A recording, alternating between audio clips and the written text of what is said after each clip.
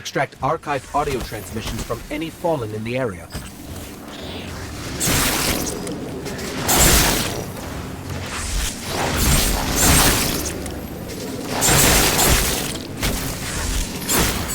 I've got enough for a pretty convincing fallen impression. Don't mention accents around Dev unless you want a day-long lecture about city dialects. Meantime, that sightline to Red Legion air support is the cliffside where you and I set up that refugee beacon.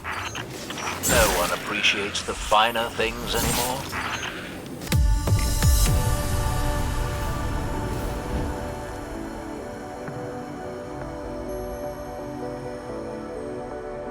Ladies and gentlemen, boys and girls, welcome to the channel. I'm Paid to be Famous. You guys can call me Paid, and in today's video, we are taking a look at the brand new legendary sword that can only be acquired from the heroic version of the Menagerie, and it is called the Death's Razor. This is the warlock exclusive one. I just got this thing to drop. It comes with some new unique perks that you can only find on these swords. So that's what we're going to be going over in today's video. But if you guys are new here, be sure to smash that subscribe button. Smash, smash, smash! And don't forget to hit that little bell icon if you want to stay up to date on my latest videos. And without any more delay, alright, first off, if you guys want this weapon for yourself, you have to be on your warlock and you have to complete the Menagerie on the heroic version. Now, to be quite honest with you, the heroic version isn't really that much different. The only difference is the enemies are a higher light level. The final boss fight is the boss is 770 light instead of 750. The only difference in the boss fight encounter is the hobgoblins that spawn in the little balconies on the top left and the top right. The normal version, they only spawn once per wave, and after you kill them, they're just dead. But in the heroic version, they continuously just keep reappearing and you have to keep taking them down because they shoot very powerful blasts at you and will take your team down very fast if you guys don't have a bunch of Well of Radiances. And then as another tip for the heroic guide, have at least 2 Well of Radiances that can chain theirs back to back. On this run right here that you guys are seeing, we actually had 3. So we had a Well of Radiance the whole entire time, which came in clutch for us and kept us alive because, like I said, those hobgoblins that spawn in the top left and top right will take you out in one shot if you're not careful.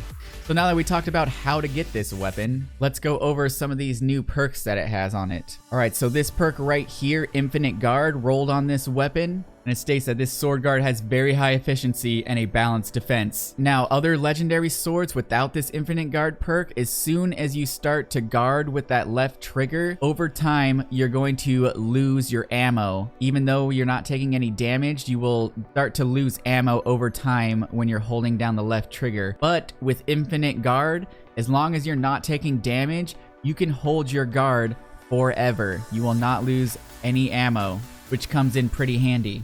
And another new perk that rolled on this sword for me is Energy Transfer. Guarding while receiving damage generates class ability.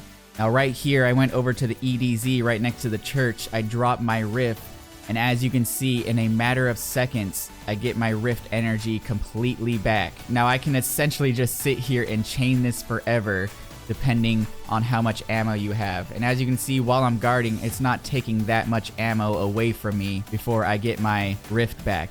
Now, I've been sitting here trying to think, how can I actually use this in the real world in a practical situation? Well, to be quite honest with you guys, I can't really think of any practical way. The only thing I can think of is maybe you're in the boss damage phase. You don't have a Well of Radiance. Maybe all you have is a rift, so you throw down your rift, you get some Lunafaction DPS going, and then by the time your rift runs out, you can just guard with your sword again and get your rift back up for your team so you guys can all keep DPSing. Or another practical use is maybe you're in comp, you're playing Countdown, it's a 1v1 situation, or you're in overtime and you got to go capture that flag. Maybe you go run over there, drop your rift on the flag, and start guarding with your sword so they can't kill you and you can capture the flag. Those are kind of the only practical reasons that I can think of.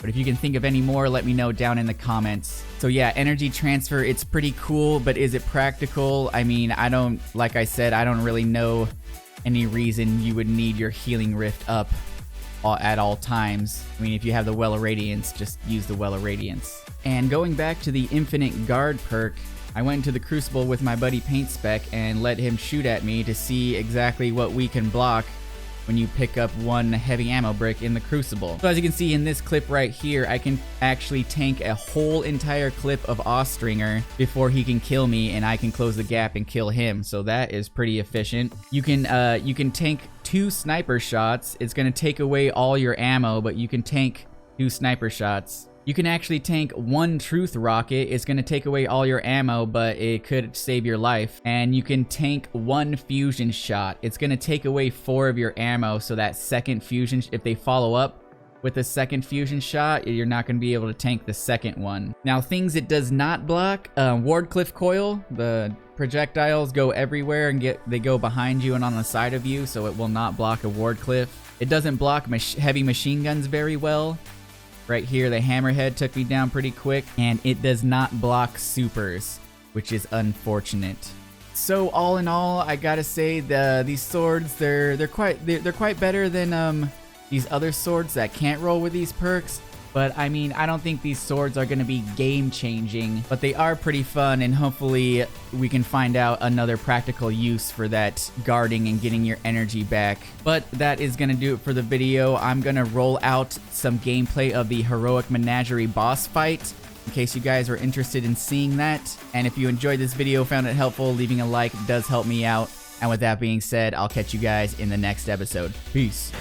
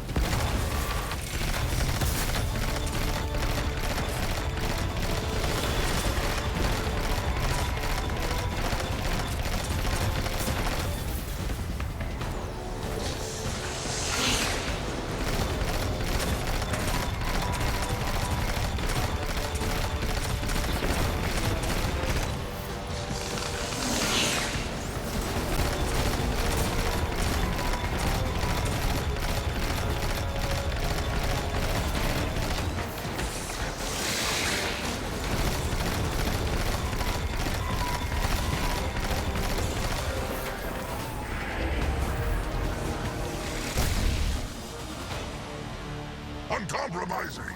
Let me stunt you with jewels, gild you with the purest alloys.